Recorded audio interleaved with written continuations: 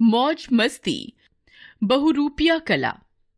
बहुरूपिया कला भारत की एक प्राचीन और पारंपरिक कला है। इसमें बहुरूपिया कलाकार दूसरे लोगों का रूप इस कुशलता से धारण करते हैं कि असली नकली में अंतर करना कठिन होता है। राजा महाराजाओं ने इस कला और कलाकारों को खूब प्रश्रय दिया, किंतु आज यह कला समाप्त होने को है। गांव-गांव व कस्बों में महीनों तक विभिन्न परिधानों से सुसज्जित स्वयं को देवी देवताओं या बड़े अधिकारियों अथवा नेताओं के रूप में ढालकर लोगों का मनोरंजन करना ही बहुरूपियों की कला रही है।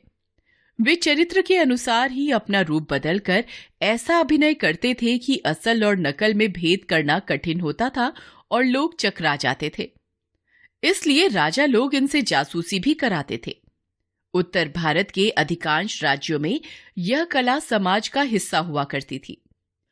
बहुरूपियों का स्वांग उस जमाने में आज के नुक्कड़ नाटक की तरह हुआ करता था, जिनमें संपूर्ण समाज प्रतिबिंबित होता था। वास्तव में बहुरूपिया धोखा देने की कला थी। इसका एक ही उसूल था कि धोखा दो और इनाम पाओ। बहुरूपियों का यह धोखा आज की धोखाधड़ी या लूट जैसा न था। यह धोखा देने और धोखा खाने में भी एक मजा था। जितना बड़ा धोखा उतना बड़ा इनाम। इस कला की एक बानगी एक बहुरूपिये के इस संस्मरण में उसके मुख से ही सुनिए। रानीपुर के मुखिया ठाकुर झगड़ू सिंह का नाम ही झगड़ू नहीं, काम भी झगड़ू ही था।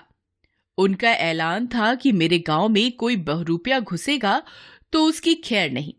यह हमारे पूरे पेशे का ही अपमान था। ठाकुर झगड़ू सिंह के बड़े बेटे की शादी थी और गांव में गाड़ियों के रास्ते बारात जानी थी। झगड़ू सिंह इस शादी को अपनी प्रतिष्ठा का थर्मामीटर बनाने पर तुले हुए थे। इसलिए उन्होंने इलाके भर के सर्वोत्तम रथ, रहड़ू और बहलियां और बैल इकट्ठे कर लिए, जिनमें बैठकर उनकी बारात जाने वाली थी। उन्होंने सब गाड़ियों की लाइन लगाई और खुशी खुशी अपने बारातियों को उनमें बैठाया। बारात चलने ही वाली थी कि अपने घोड़े पर सवार एक थानेदार आ खड़ा हुआ। थानेदार उस जमाने का यमराज होता था। उसे देखकर सब चौंके सकपकाए, पर थानेदार ने तभी कड़क कर कहा, ये 30 गाड़ियां हैं, इनमें से 5 में बारात जाएगी और 25 के बैल सदर मुकाम पहुंचेंगे। कल गवर्नर शिकार के लिए आ रहे हैं। रात भर में उनका सामान जंगल पहुंचाना है। गाड़ियां तो हमारे पास हैं, पर इलाके के सब अच्छे बैल यहां आ गए हैं। कप्तान साहब का हुक्म है कि दोपहर तक सब बैल उनके बंगले पर पहुंच जाएं।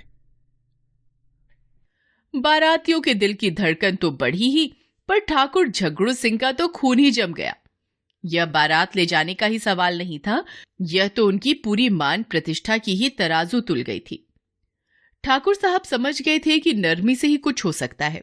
इसलिए वे घोड़े के पास पहुंचे और बारातियों की आंख बचाकर उन्होंने थानेदार का पैर पकड़ लिया और बोले, आप जरा कमरे में चलकर मेरी बात सुन लें, फिर आप जो कहेंगे करूंगा। थानेदार कमरे में पहुंचा तो झगड़ू सिंह रो पड़े और उसके पैर पकड़ने को झुके। उनके कंधे पकड़कर मैंने कहा, हुजूर सलाम, मैं तो आपका बहुरूपिया हूं। किस्सा कोताह ठाकुर साहब ने 100 रुपए इनाम दिए। बहुरूपिया की पाबंदी हटाई और मुझे हाथ जोड़कर चुपचाप विदा कर दिया, ताकि वे बारातियों से डींग मार सकें कि मैंने थानेदार को यूं डांटा और यूं फटकारा कि वह अपना सा मोह लिए 9-2-11 हो गया। आज बड़े दुख की बात है कि इस कला का लगभग अवसान हो चुका है। Dish channel, smartphone, cinema, television और तकनीकी दौर में हमारी लोक संस्कृति विलुप्त होती जा रही है। राजस्थान में गवरी का खेल, वीर तेजाजी के खेल, भवाई नृत्य आदि लोक कलाओं का अस्तित्व समाप्त हो रहा है। नीला चेहरा पोते, लाल जीभ लगाए, नकली मुंडों की माला पहने, काले कपड़े पहने काली माई अब गलियों में कहां दिखाई देती हैं, जिसे देखकर बच्चे डर कर रोने लगते थे। लाल लंगोटी पहने, नकली पूंछ लगाए हनुमान जी भी अब दिखाई नहीं देते। संस्कृति पर उपभोक्तावाद का वर्चस्व है। मनोरंजन के लिए टीवी और सिनेमा है, तो आप ही बताइए लोक कलाएं कहां जाएं?